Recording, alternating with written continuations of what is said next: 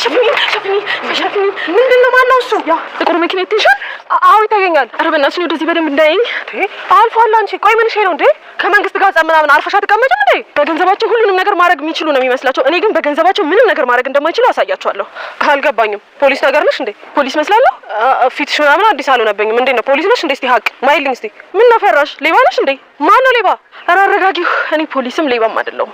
ታዲያና ምንድነው የሰረቅሽ መስለሽ የምትሽለኮለኪው? አይደለም እያስፈራሩኝና እየተከታተሉኝ ስለሆነ ነው። እና ማን ናቸው የሚከታተሉሽ? አታውቂያቸውም? እሺ ግን መረዳሽ ምናምን ነገር ካለ አለው። እሺ የምርሽ ነው? አዎ የምሬን ነው። ኮከብ እባላለሁ። ከፈለግሽ ኩኩ ብለሽ ጥሪኝ። አመሰግናለሁ እቴ። በዚህ ሰዓት የሚረዳኝ ሰው በጣም ያስፈልገኛል። እባክሽን ስልክሽ ለያዘው። እባክሽ ስልክ የለኝም።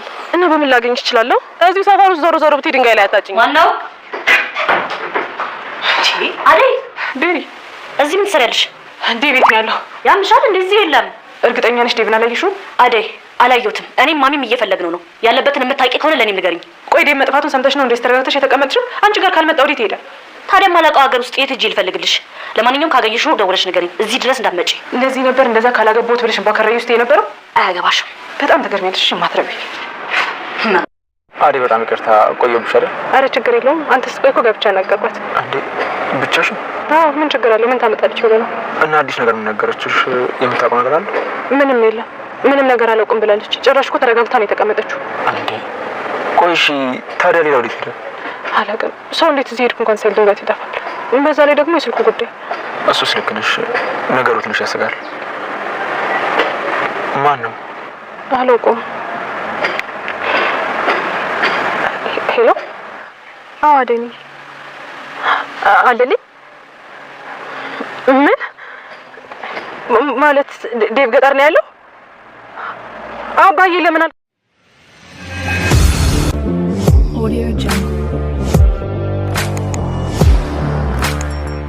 ዴቭን ያገተው ማን እንደሆነ ታወቀ።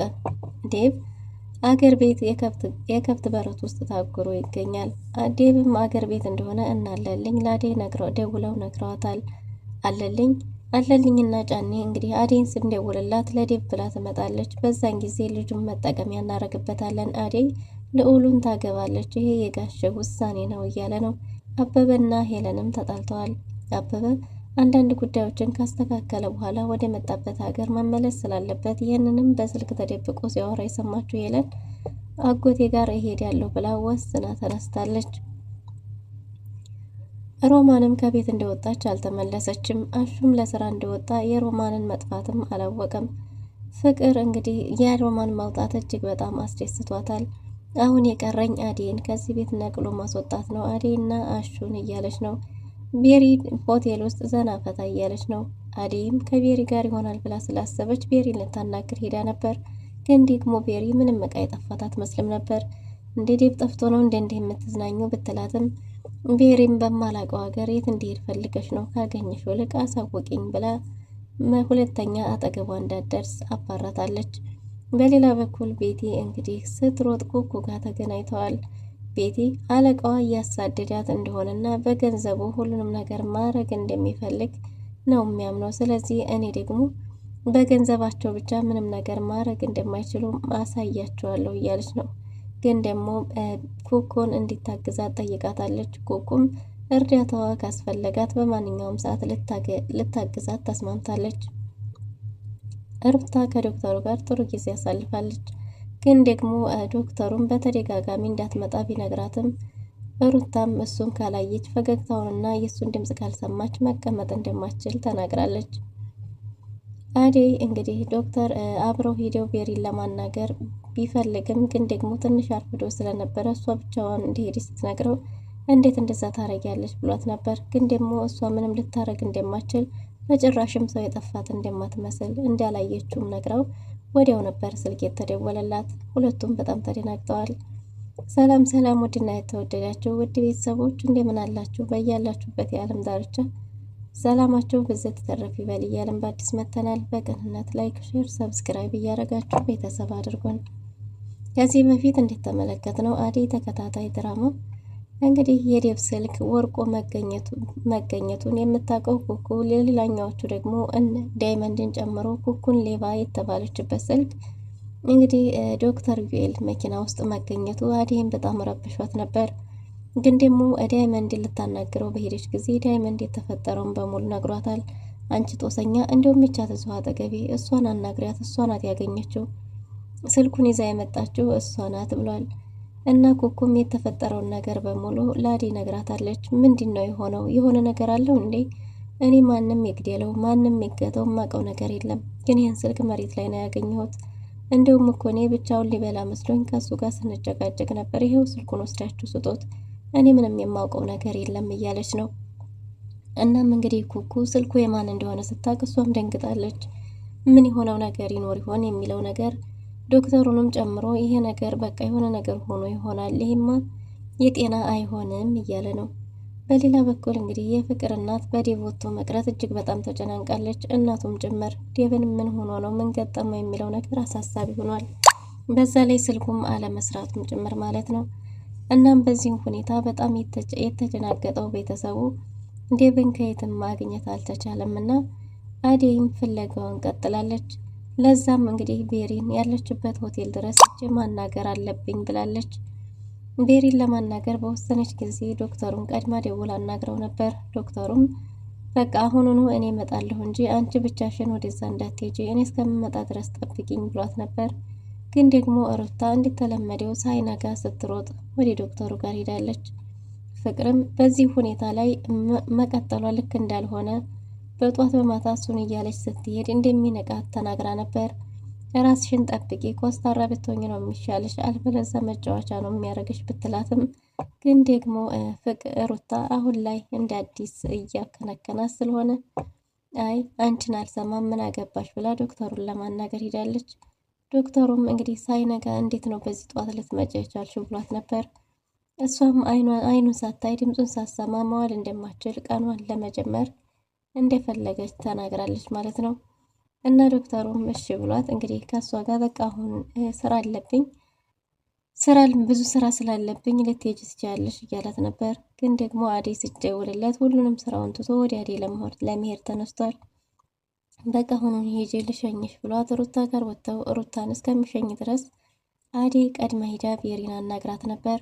ቤሪ ሩማ ውስጥ እንግዲህ ፕሮቶኮሏን እየጠበቀች ባለችበት ሰዓት ነበር የደረሰችው እና ዴቭ ቤት አለ ብላ ልትፈልግ ስትል ዴቭ እዚህ ምን ያደርጋል አንቺን ልጠይቅሽ እያለቻት ነበር። እና ታዲያ የእውነትሽን ነው ዴቭ እዚህ የለም ባለቻት ጊዜ እዚህ ዴቭ ምን ያደርጋል የለም ስትላት እና ዴቭ ጠፍቶ ነው አንቺ እንደዚህ እየሆንሻለሽው እንዴ የተረጋጋሽው ብላት ነበር። እና በማላውቀው ሀገር ምን እንዲያደርግ ፈልገሽ ነው? ከኔ ምን ጠብቀሽ ነው? ይልቁንስ እኛ እየፈለግነው ነው፣ እኔም እናቱም እየፈለግነው ስለሆነ ስታገኙ ለእኔ ቀድመሽ ደውይልኝ እያለቻት ነው። አዴይም አንቺ የማትረቢ ነሽ ካላገባሁት ሙቼ እገኛለሁ ስትይ የነበረው ለዚህ ነው ብላ በጣም ተናደባትና አመናጭቃ ጥላት ሄዳለች።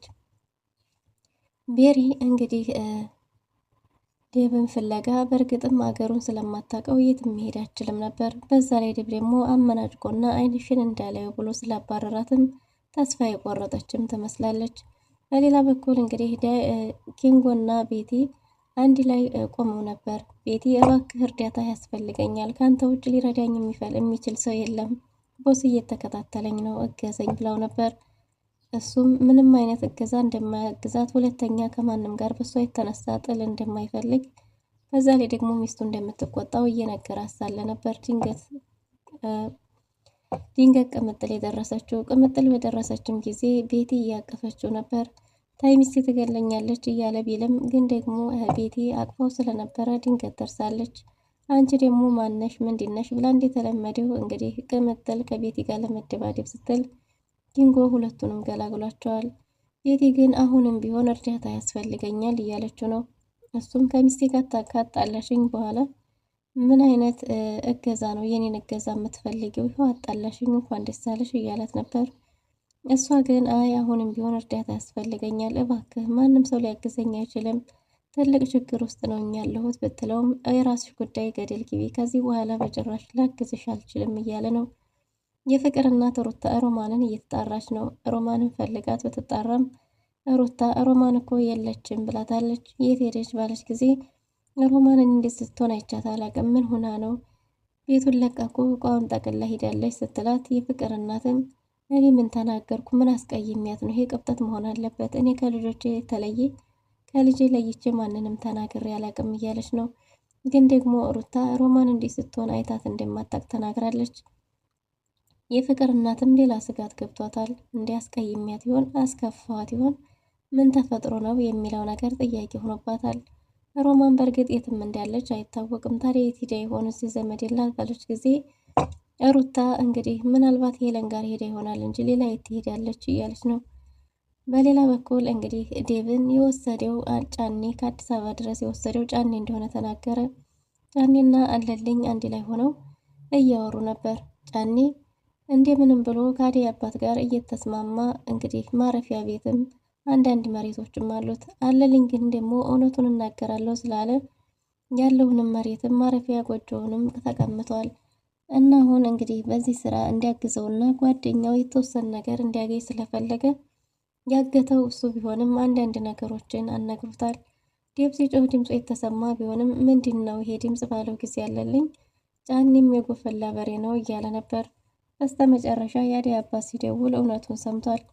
ጫኔም እንግዲህ አለልኝ ከጎን ሆኖ እያገዘው እንደሆነም ጭምር ተናግሯል። ልጁን ድምፁን ማንም ሰው እንዳይሰማ የሚል ትዕዛዝም ሰጥቷል። አደይ ደውሉላትና አደይም ትምጣ እያሉ ነው። አለልኝ መጀመሪያ ለሱ ከመናገር በፊት ለኔ ለሚስጥሩን አልነገርከኝም፣ ምንድነው እየተፈጠረ ያለው የሚል ጥያቄ አንስቶ ነበር። ጫኔም እና ታዲያ አብረኸኝ እንደሆንክና እንዲያገዝከኝ እንዲያቅ ብዬ ነው አንዳንድ ነገሮችን እንዲያስብ ቢያንስ እንኳን ቤት እንዲኖርህ እስከ መቼ ድረስ ነው እንዲህ በራብ እየተጠማለልክ የምትኖረው ብሏል። አንተ ሲሱ አሽከር ሆነህ ምንድነው ያተረፍከው ቢለውም ቢያንስ እኔ እንኳን አልራብም፣ አንተ እኮ በራብ ልትሞት ነው ምን እያልክ ነው ብሎ ጓደኛውን ተቆጥቷል። ከዚህ በኋላ ያለው ስራ ያን ያህል አደገኛ እንዳልሆነና ግን ደግሞ ዴቭን አግቶ ያመጣው እሱ እንደሆነ ተናግሯል። ከከተማ ድረስ እንዴት አግተ ማምጣቱ ይህም ምንድነው ጥቅሙ ባለው ጊዜ እንግዲህ ዴቭን ማገታቸው አደይን ወደዛ ወደ ሀገር ቤት ለመሄድ እንዲያግዘው ተናግሯል። አደይ የዴቭን መሄድ ስትሰማ ቀጥ ብላ እንደምትሄድ ሲናገር ለአንድ ወንድ ብላ አደይ እዚህ ድረስ ትመጣለች ብላ አስበህ ነው እያለው ነበር። እሱም አደይ ትመጣለች፣ አደይ ስለምትመጣ ለዛም እንግዲህ ይህን እሱን እዚህ መያዣ ማድረግ አለብን እያለ ነው። ግን የት ነው ያሰርከው በተባለ ጊዜ የከብት በረት ውስጥ እንደሆነ ተናግሯል። እረኛውስ ቢመጣ ቢባልም እረኛው ወደዛ እንዳይሄድ አስጠንቅቀዋለሁ፣ ቢመጣም አይገባም። በዛ ላይ ደግሞ የከብት በረት ውስጥ ነው ያለው፣ ድምፁ ቢሰማም ያው የበሮቹ ነው የሚለው ማንም ሰው አይሰማም እያለ ነው። እናም እንግዲህ ዴቭም እየተዳከመም ስለሆነ ያን ያህል ድምፁ እንደማይሰማ ተናግሯል። አለልኝ ግን ይሄ መንገድ ያሰዳል ብዬ አላስብም እያለ ነው። በሌላ በኩል የአደይ እናት ለልጇ ሰርግ ወግ ማድረግ ለማየት እጅግ በጣም የጓጓች ትመስላለች። እናም ዛሬ ነገ እየተባለ ሰርጉ በመዘግየቱ ግራ ገብቷታል። ልጇንም በስልክ ድምጿን ከሰማች ውላድራለች። ብርሃኔና እሷ የተደዋወሉ ቢሆንም ግን ደግሞ አደይ እናቷ ጋር አውርታ ስለማታቅ ስለ ሰርጉ ብታነሳብኝ ምን እላታለሁ የሚለው ስጋት እንግዲህ ከእናቷ እንድትሸሻ አርጓታል ማለት ነው። ብርሃን ውሃ ሄዳ በቶሎ አልመጣችም። የአደይ እናት በጣም ተጨናንቃለች። ልጅ ምን ገጥሟት ነው እያለች ውጭ ላይ ስጠብቃት እንግዲህ ብርሃን ስትመጣ ዝናብ ስለነበረ መንገዱ ዴት እንደነበረ ስትናገር እሺ አደይንስ አናግረሻታለሁ ልጄ ምን ነው ድምጿ የጠፋው እያለች ነው። ታዲያ ብለው እንደሚያውቁ ተናግራለች። ግን ደግሞ አሁን ደውላልኝ አታውቅም ሰሞኑን ስትላት ለምንድን ነው ሰርጉስ እየተስተጓጎለ ያለው ለምንድን ነው ዛሬ ነገ እየተባለ ያለው ብላለች። እንግዲህ ብርሃንም እንዲህ ነው ብላ ለእናቷ መናገር አልፈለገችም። እናም አሁን ደዊና የልጅን ድምፅ አሰሚኝ እያለቻት ነው። ድንገት አደይ በዚህ መሀል ስትደውል ብርሃን ስልኩን እያናገረች ነበር። ስም ባጠራም ግን ደግሞ የአደይ እናት አደይ እንደሆነች አውቃ ስለነበረ ልጄ ናት የደወለችዋን አምጪ ብላ ስትቀማት ብርሃን ስልኩን ዘግታ ሰጥታታለች። ይሄ ደግሞ የበለጠ የአደይ እናት እንድትጠራጠር ስላደረጋት ምንድነው የተፈጠረው ነገር ስልኩን ለምንድነው ዘግተሽ የሰጠሽኝ አሁኑኑ ደውይ ብላ ጉሮሯን አንቃታለች። በዚህን ጊዜ አደይ ወዲያውኑ መልሳ ስትደውል ከብርሃን የአደይ እናት ስልኩን ቀምታት እያናገረቻት ነበር። እባክሽ እማዬ ስለ ሰርጉ እንዳታነሽባት እያለች ነው ብርሃንም። አደይም ደህንነቷን ለእናቷ ስትናገር በእናቷ እንዴት ትምል አድርጋታለች። አደይም በእናቷ ምላዴና እንደሆነች ስትናገር እና እንዴት አስቻለሽ ከኔ የጠፋሽው ለምንድን ነው እያለች ነው አይናት። እናም እንግዲህ አደይ ስላልተመቻችላት እንጂ አልበለዛ ደህና እንደሆነች ተናግራለች ማለት ነው።